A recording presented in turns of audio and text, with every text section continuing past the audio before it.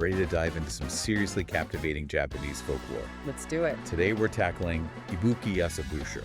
Ah, a figure shrouded in mystery. Even many Japanese folks are kind of stumped by him, to be honest. That's what makes this deep dive so fascinating though, right? Exactly. We've got this puzzle where the pieces don't quite seem to fit. A blend of history and myth. We're talking water god Dragon Anina. Try saying that 5 times fast. Not a creature you bump into every day, that's for sure. That potent imagery is what makes this whole exploration so captivating.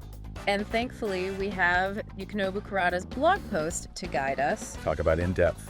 He's pulled together historical records, folk songs, even local tales just to make sense of this Ibuki Yasabusho. He really brings a lot to the table. It was Kurata's take on Ibuki Yasabusho's constantly shifting identity that really grabbed my attention. Oh, absolutely. So who was this guy? Or should we say, who did people believe him to be? That's the million-dollar question. A good starting point is what Kurata points out a potential historical counterpart. You mean a real-life basis for the legend? Exactly. Kashiwabara Yasaburo. And who was this Kashiwabara? A bandit, it seems, operating around Mount Ibuki back in the 13th century. So whispers of this real-life bandit could have morphed into the larger-than-life tales over time. Precisely, like a centuries-old game of telephone. You start with a kernel of truth, and bam, you get something way more fantastic. It's the classic evolution of folklore. The thing is, Ibuki Yasaburo isn't just some fearsome bandit who got a mythical makeover.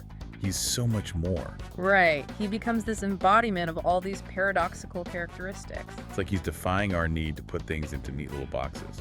He's a demon, a water deity, a giant, and often all within the same story. You've got that right, which brings us to the whole water god dragon on thing. It's not a mouthful, isn't it? What struck me was this inherent contradiction.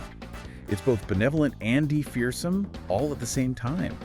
Like, does this duality hint at a deeper cultural understanding of nature's power, maybe? 100%. In Japanese folklore, mountains and water sources aren't just geographical features. They're practically characters themselves, right? Exactly. They're sacred, seen as dwelling places of spirits and deities full of power. And Ibuki Yasaburo embodies that connection perfectly. Tied to both Mount Ibuki and the river surrounding it. He's linked to rituals for rain, which is essential for life. Yet he's also this Ani, capable of incredible destruction. It's like he embodies that understanding that nature can be both life-giving and incredibly destructive. A force to be reckoned with in either case.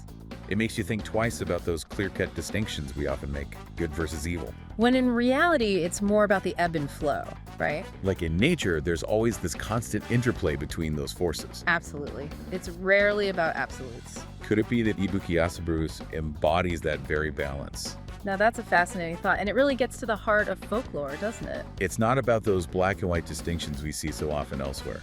There's this fluidity, a blending of attributes that reflects a much more nuanced view of the world. Speaking of nuanced, there's another layer to Ibuki Yasaburo we have to address. This deep dive wouldn't be complete without talking about the elephant in the room, or rather, the giant on the mountain. Ah yes, literally larger than life. Kurata mentions how he's depicted as this towering figure, even drawing parallels to Daidara Bocchi. Another famous giant from Japanese folklore. Can't forget him. And not just any giant. Daidara Bocchi is a primordial being. The OG giant. The stories credit him with shaping the very land itself. So by linking Ibuki Yasaburo to a figure like that, it elevates him, gives him this ancient, earth-altering power. It's amazing how connecting figures like that colors our understanding of them, do I think? It adds a whole other dimension. Does it make Ibuki Yasaburo more godlike? Or does giving him that lineage, that connection to another being, somehow ground him more in the human realm?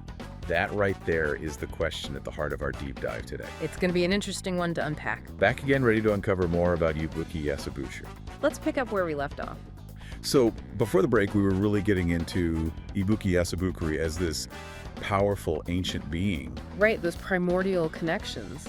But Yukinobu Kurata's blog post doesn't just focus on the mythical, larger-than-life stuff. There's another side to him.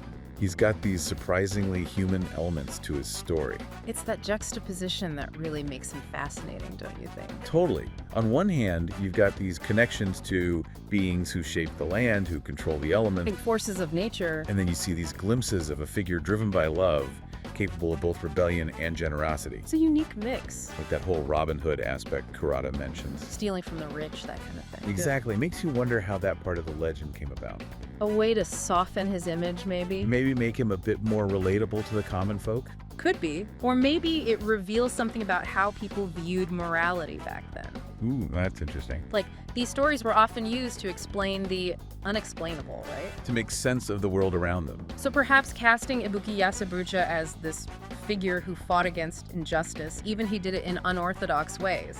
It resonated with those who felt powerless. Exactly, the little guy. It reminds us that these stories weren't static. They constantly evolved. Shaped by the people who told them. Reflecting their hopes, their fears, the whole social fabric of the time. It's a reflection of their world.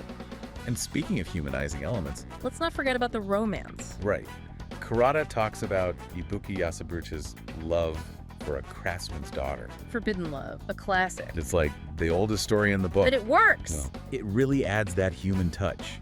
Even to a figure who's often depicted as a fearsome demon or a giant. It shows that even these extraordinary beings of myth and legend, they're still susceptible to matters of the heart. It makes you wonder how that love story actually played out. We can only imagine. Tragic ending.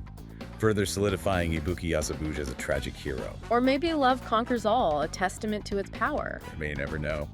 Unfortunately, Kurata's post doesn't give us all the juicy details. Ah, too bad. Yeah.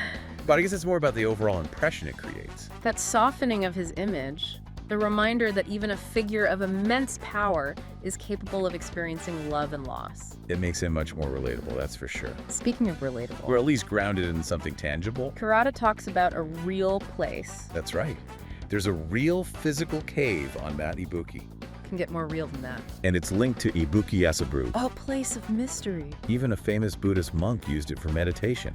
Really? Yeah, I thought that was fascinating. The contrast between the cave's darkness The unknown it represents. and then its use as a space for spiritual practice, for finding inner peace. It's that duality again, isn't it? The dangerous and the divine all wrapped up in one. Caves have that kind of energy, don't they? Totally, like thresholds Gateways to the underworld.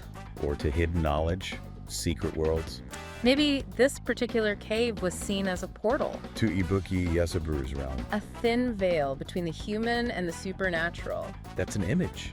Imagine people making pilgrimages to this cave, hoping to catch a glimpse of him, or to ask for his favor, especially because he's connected to water. which is essential for life, of course. Kurata doesn't mention any pilgrimages specifically. But just the fact that this cave exists, It connects the legend to a real, physical place. blending fact and fiction, the tangible and the intangible. It makes it all the more real in a way. And that's what's so captivating about this aspect of the Ibuki Yasabrucha legend. It makes you wonder if, for the people who lived in the shadow of Mount Ibuki, the line between myth and reality was a lot blurrier than it is for us today. Imagine that, living with that sense of wonder. That primal fear and fascination with the unknown. It's part of what makes folklore so enduring, wouldn't you say? Absolutely, it allows us to tap into that. That sense of something bigger than ourselves. A reminder that the world is full of mysteries, And sometimes the most compelling stories are the ones that embrace those mysteries. instead of trying to explain them all away. Ready for the final stretch of our Ibuki Yasaburu deep dive. I know, we've covered so much ground already. From historical bandit to water god Dragon Ani to mountain-shaping giant to lover. Talk about a resume. It seems like every time we turn around, there's another layer to this guy. And yet, somehow it all works. That's what gets me, despite all these contradictions. There's something that just clicks about his story. Ibuki Yasabru's story has resonated for centuries. Centuries. Why do you think that is? What makes him so captivating after all this time? It's got to be that blend of the familiar and the extraordinary. Right. Like, on one hand, we recognize those human desires For love, for freedom, for agency in a world where it's sometimes hard to come by, but then he's also this embodiment of these forces that are just, well, bigger than all of us. yeah, the raw power of nature, that mystery of the spiritual realm. Exactly. It's awe-inspiring. When I read Kurata's description of him, that whole water god Dragon Ani thing, A mouthful, I know. it made me think about the Japanese relationship with nature. Oh, how so? There's that deep reverence for its beauty, for its life-giving power. Absolutely. But at the same time, there's that healthy respect for its potential for destruction. a force to be reckoned with, for And sure. it feels like Ibuki Yasabu embodies that duality perfectly. He does, doesn't he? He's both benevolent and fearsome. It's just like nature itself. It's a good reminder that those black and white distinctions we often make. Good versus evil, that sort of thing. Yeah, they don't always apply. Especially not when it comes to folklore, or to nature, for that matter. It's about that balance, that interplay between those forces. Ibuki Yasabu reminds us of that. That the rain that nourishes the land can also flood it. That the mountain that offers protection can also isolate. He embodies those contradictions. Yeah, that's what makes the stories about him so captivating, so open to interpretation. Is he a protector? An agent of chaos? Or somewhere in between? It really depends on how you look at it, doesn't it? It's up to you to decide. I think that's the beauty of folklore, you know? What do you mean? It gives you that space to come to your own conclusions. It's not about being told what to think. Exactly. These stories, they become vessels for our own anxieties, our own hopes. Even our own sense of what's right and wrong. It's all there in the telling and retelling. So, as we wrap up our deep dive here, Where do we even begin to summarize a figure like Ibuki Yasabu? I don't think we can, and maybe that's okay. Maybe the point isn't to find all the answers, Maybe it's about learning to appreciate the questions, and to sit with those lingering mysteries. to let ourselves be captivated by the unknown. Because sometimes it's those stories that defy easy explanation that have the most to teach us.